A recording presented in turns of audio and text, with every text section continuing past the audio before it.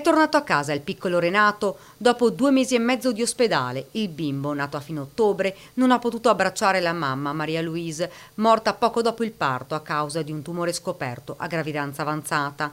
Nato prematuro, è stato coccolato da infermieri e medici ed ora è a casa con i 4 fratelli ed il papà Lambert. È tornato anche il piccolo Renato, è tornato 3 giorni fa a casa e lui è il piccolo problema che abbiamo a casa perché dorme di giorno e di notte è sveglio e per me papà è un po' difficile perché sto facendo una nuova vita. Poi la sua voce si incrina in un dolore difficile anche solo da immaginare quando ricorda la moglie. Avevamo tanti progetti insieme, abbiamo fatto tante cose insieme e che a metà strada mi ha lasciato, ma quello che è sicuro è che quello che ci eravamo detto, che ci eravamo promesso, cercherò di portare avanti i nostri progetti. Anche i suoi figli, ti darò quello che lei aveva sempre voluto da suo figlio.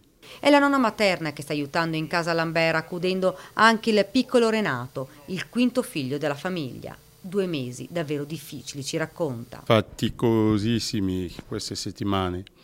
Io adesso sto cercando di portare un po' di serenità in casa, anche se i bambini fanno molte domande, chiedono sempre la loro mamma.